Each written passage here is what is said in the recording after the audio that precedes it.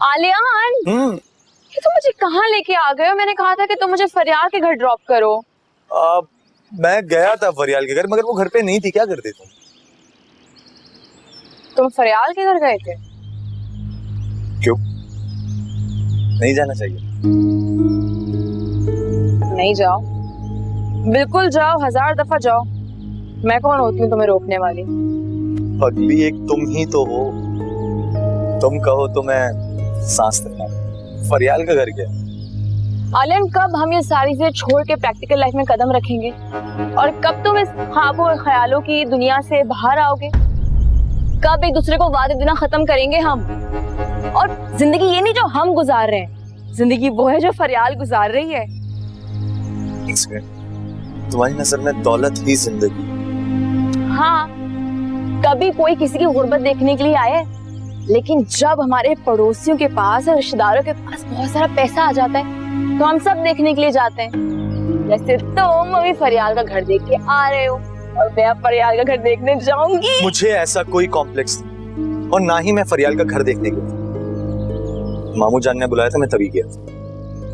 ख्वाहिश को कोई भी नाम दिया जा सकता है। तुम्हें क्या चाहिए? मोहब्बत या दौलत? दोनों। मुझे दोनों चीजें चाहिए, और मुझे लूली लंगड़ी अधूरी जिंदगी पसंद नहीं है। करुणा, मेरे पास सिर्फ मोहब्बत है तुम्हारे लिए। मोहब्बत आज के जमाने में सिर्फ बेमायने सी चीज होके रह गई। और पता है कि मोहब्बत की शादी अक्सर नाकाम क्यों होती है? इसलिए नहीं कि मोहब्बत खत्म हो जाती है, इसलिए कि पैसे खत्म हो जाते हैं और शादी के बाद बहुत सारा पैसा चाहिए होता है। तुम्हारी मोहब्बत इतनी कमजोर कैसे होने लग गई हुआ? आलियान, तुम्हें लगता है कि तुमसे बिछड़कर मैं मर जाऊंगी, लेकिन मुझे ऐसा लगता है कि अगर मैं ऐसी ही मुफलिसी की जिंदगी गुजारती रही ना तो मैं रोज मरूंगी। क्या तमाशा है? कैसी बातें कर रही हो तुम ये? पता नहीं जिंदगी का ये क्या तमाशा है। कभी लगता है कि तुमसे बिछड़ जाऊंगी तो मर जाऊंगी, और कभी लगता है कि बचपन की महरूमियां मुझे मजीद जिंदा रहने देंगी नहीं, और अब मैं मोहब्बत और महरूमियों को साथ लेके चल नहीं सकती। जिंदगी ने मेरे साथ तमाशा लगा के रखा है, पता नहीं क्या अजीब सी चीज है। चलो, फरियाल आ गई होगी। आलियान चलो।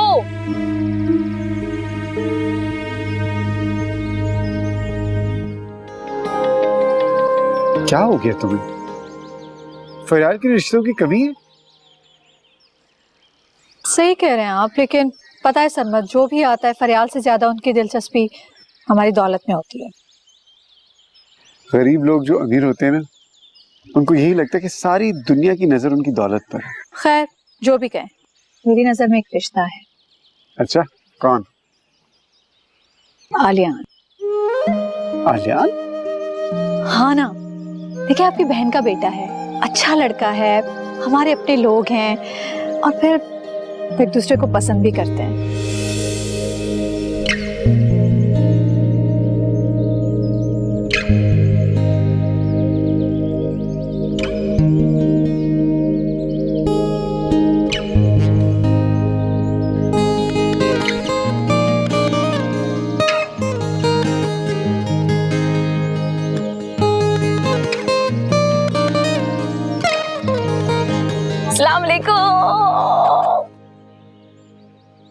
वालेकुम अस्सलाम। कैसी हैं आप? मैं ठीक हूँ। अंकल, आप तो मुल्क से बाहर गए हुए थे ना, काफी जल्दी वापस आ गए, और आप बहुत डिफरेंट लग रहे हैं। आपका ये लुक बहुत अच्छा लग रहा है, ये भी बहुत जबरदस्त लग रहा है। ये लुक वेरी कूल।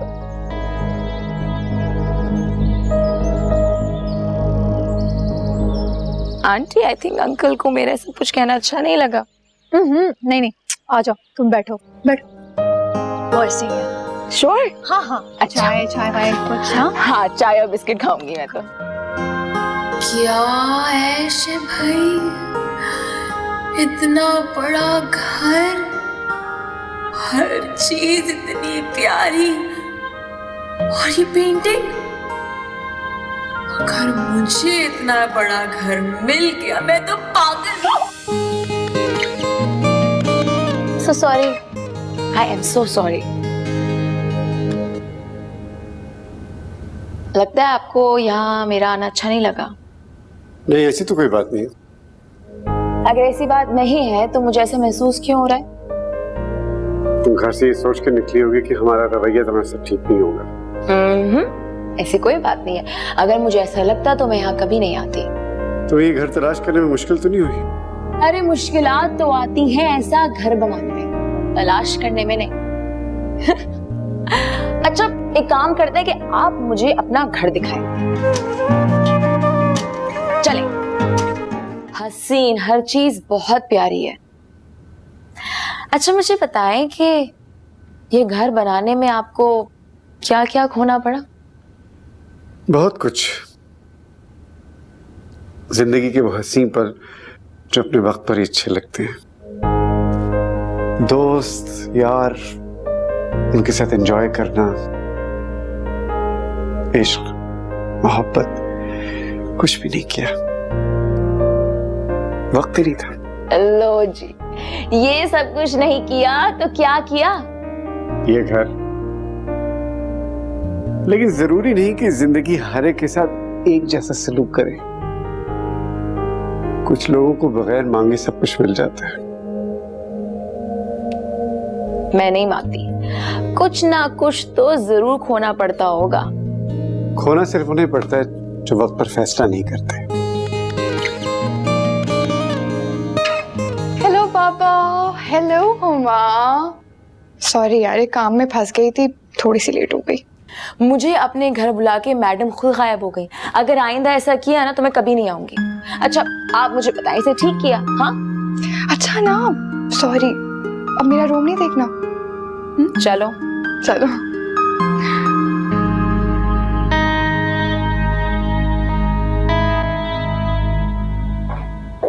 फरियाल,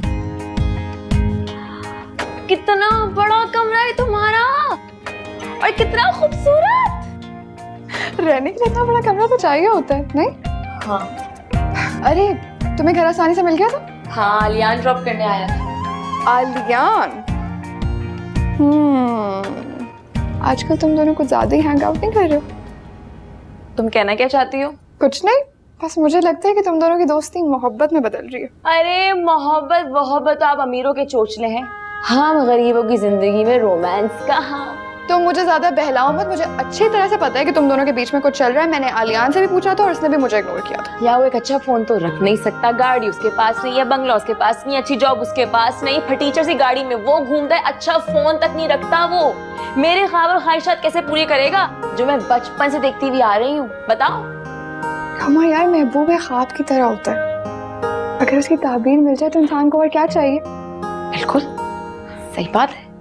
ये बातें तब अच्छी लगती जब इतनी सारी आसाइशें आपके पास हो। मेरी जगह खड़ी होके देखोगी ना तो वो चांद है ना, वो भी गोल रोटी की तरह नजर आएगा। तुमसे मैं बहस बिल्कुल भी नहीं कर सकती हूँ। एक काम करते हैं, मैं फ्रेशन अप हो जाती हूँ, उसके बाद हम लंच करते हैं। इजाजत है? बिल्कुल इजाजत है। Thank you.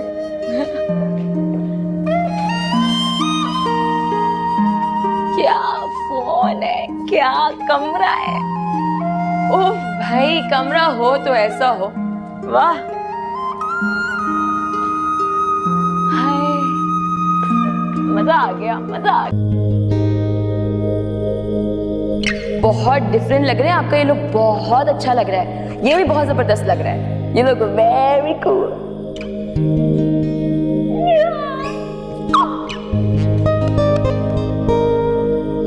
So sorry. I am so sorry. अरे सुने, आप मेरे बारे में सोच रहे हैं ना? आए, बैठे मेरे साथ, देखेंगे पानी कितना ठंडा है। आए ना।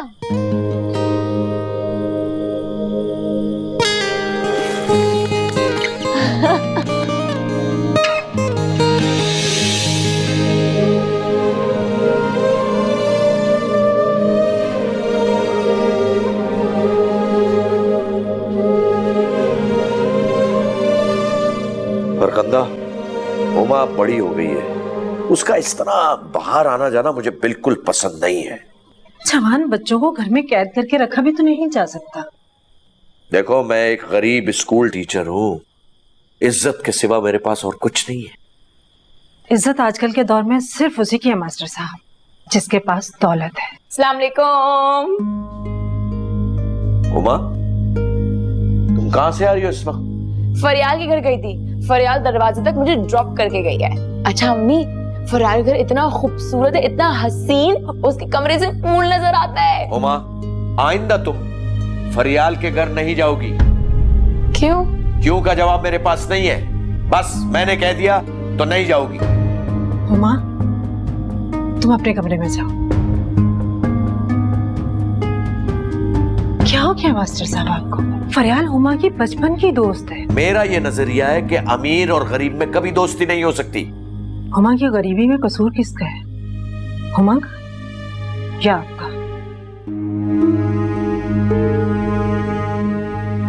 फरियाल के पास कितना अच्छा फोन है और मेरे पास वो अपनी जिंदगी कितने ऐश में गुजारी और मैं नहीं गुजारनी मुझे ऐसी जिंदगी।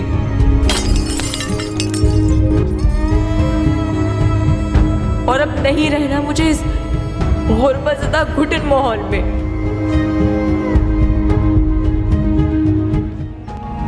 अम्मी, मुझे अब्बू का मसला समझ नहीं आता, मैं फरियाल के घर क्यों ना जाऊं? बेटा वो सोचते हैं कि अगर रोज रोज उसके घर जाओगी तो उन जैसी जिंदगी गुजारने के ख्वाब देखने लगोगी, बस। अम्मी, इसे फरियाल का क्या कसूर?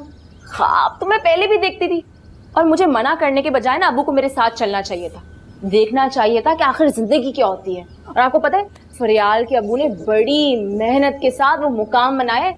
अब तो वो वक्त आ चुका है फरियाल पे कि ख्वाहिश बाद में करती है, पूरी पहले हो जाती है। यार अम्मी, इतनी लंबी गाड़ी, इतना बड़ा घर और उसका फोन। अम्मी मेरी बात सुन रही है ना? हाँ हाँ सुन रही हूँ, सारी बातें सुन रही हूँ, लेकिन मेरी बात भी एक तुम सुन लो। क्या? जो सरकारी मुलाजिम होते हैं ना, धरबे की मुर्गियों की तरह होते हैं, ना खुद बाहर आते हैं और ना अपने बच्चों को कभी निकलने देते हैं। अम्मी, अब मुझे इस डरबे से घुटन होने लग गई है। अब अब्बू को समझा दें, मैं देख के आती हूँ।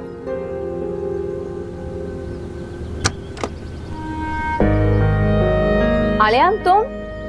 हाँ मैं, और अस्सलाम वालेकुम। वालेकुम अस्सलाम। वो फरियाल घर पे आई हुई है, तो वो बुला रही थी। तो बेटा वो हमारे घर चली आती, अब क्या उसे हमारे घर आते हुए शर्म महसूस होती है? जी नहीं, फरियाल इस वजह से यहाँ पे नहीं आए क्योंकि शायद अब्बू देख के उसे मना कर देते। पता है क्यों? कि कहीं उसके कपड़े देख के मैं ऐसे कपड़े भी ना मांग लूं। मतलब तुमने रात वाली सारी बातें उसे बता दी? रात की बात? कौन सी बात? कुछ नहीं, एक स्कूल मास्टर के घर ख्वाहिश करने और ख्वाब देखने पर भी पाबंदी होती है। बस एक सेकंड रुको, मैं चलती हूँ तुम्हारे साथ। बेटा अपनी अम्मी को कहो किसी दिन चक्कर लगा ले।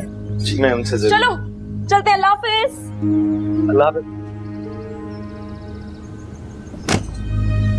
पता नहीं क्या बनेगा इस लड़की का, अपनी मनमानी करती है, किसी की कोई बात सुनती ही नहीं है। इतना अच्छा लगा फरियाल। मैंने तुम्हें कल रात फोन किया, तुम्हारा फोन क्यों बंद जा रहा था? तोड़ दिया है। क्या तुमने अपना फोन तोड़ दिया?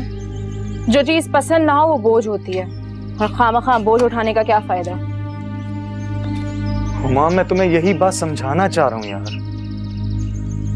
देखो, इंसान के लिए सबसे बड़ा बोझ उसकी अपनी ख्वाहिशात होती हैं जो वो उठाए घूमता है। प्लीज समझो इस बात को। जिंदगी से अगर ख्वाहिशात निकाल दी जाए तो जिंदगी तो बहुत मरियल सी, बेरौनक, बोसीदा, बेरंग होकर रह जाती है। मगर मेरी ख्वाहिश तो तुम हो ना। मगर मेरी और भी बहुत सी ख्वाहिशें हैं। तुम्हें हो क्या गया है? क्या हो गया है तुम्हें? दिमाग खराब हो गया है। तो ठीक है, तुम अब फरियाल से मिलना छोड़ दो बस। रात में अब्बू जी भी यही कह रहे थे, लेकिन मुझे समझ नहीं आता उससे ना मिलकर फर्क क्या पड़ेगा। फर्क ये पड़ेगा कि तुम्हारी जिंदगी की मुसीबतें जो है ना, सब आसान हो जाएंगी। ये फर्क पड़ेगा। जिंदगी तो तुम्हारी आसान हो सकती है। कैसे? अगर तुम फरियाल से शादी कर लो तो। बकवास बंद करो तुम अपनी, और आइंदा मुझसे ऐसा मजाक मत करना। तो इतना बिगड़ क्यों रहे हो? मुझे भी ये मजाक नहीं पसंद जो जिंदगी मेरे साथ खेल रही है। हुमा मैं तुमसे मोहब्बत करता हूँ और दुनिया की अमीर से अमीर तरीन लड़की मुझसे ये मोहब्बत नहीं छीन सकती और ना ही खरीद सकती। तुम बहुत खुशकिस्मत हो, मगर बदकिस्मती इस बात की है कि तुम्हें इस बात का एहसास है।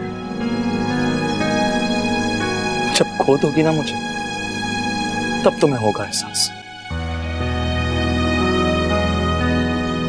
मुझे एहसास है, लेकिन तुम्हें समझ नहीं आ रहा कि ये सारी फिल्मों और ड्रामों वाली बातें हैं। तुम्हें मेरी मोहब्बत नाटक लगती, ड्रामा लगती, मजाक लगती। तुम्हारी मोहब्बत पे शक नहीं है, तुम्हारी सोच पर है। मोहब्बत बस शादी के चंद दिन हमें खुश रख पाएगी और फिर उसके बाद हमारे साथ भी वही होगा जो दुनिया के हर अनसेटल्ड यंग कपल के साथ होता है। लड़ाई, झगड़ा, बहसबाजी और फिर आपस में बददिली। तुम कहना क्या चाह रही हो मैं बिल्कुल नहीं समझा। माँ कहाँ जा रही हो? जा रही हूँ। यही तो पूछ रहा हूँ, कहाँ जा रही हो? कल मिलेंगे तब बताऊंगी। हुमा,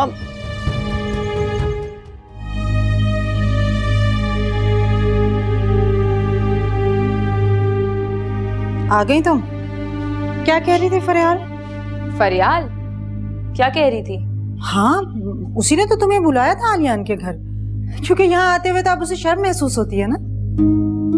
अरे हाँ अम्मी, हम उसे बिठाते कहाँ, सोचे ना। अच्छा, तो पहले जब आती थी कहाँ बैठती थी? अब पहले की बात और थी अम्मी।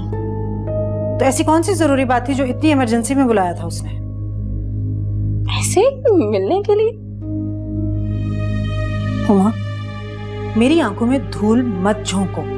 माँ हूं तुम्हारी मैं अच्छी तरह जानती हूँ तुम आलियान के साथ कहीं और गई थी। अम्मी, क्या हो गया आपको? अब आपको मुझ पर भरोसा भी नहीं है? भरोसा है तो आजादी से घूमती फिरती हो, और तुम्हारे बाप को इस तरह से तुम्हारा घूमना फिरना बिल्कुल पसंद नहीं है। अरे छोड़े, अब्बू की पसंद नापसंद। तुम्हारी है कोई पसंद? वरना तुम्हारा बाप अपनी पसंद से तुम्हारी कहीं शादी करा देगा, फिर ना कहना मुझे। अम्मी, मैं अच्छे से जानती हूँ कि एक प्राइमरी स्कूल मास्टर पेंशन मिलने पर पुराने कमरे की छत तब्दील करवाने के और सादगी से बेटी की शादी करवाने के अलावा और सोच भी क्या सकता है। लेकिन आप भूल रही हैं कि अब्बू को रिटायर होने में अभी वक्त है। हद हो गई है।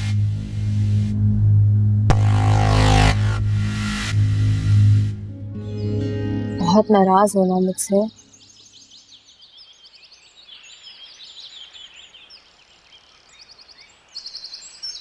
बहुत दिल दुखाती हूँ ना मैं तुम्हारा।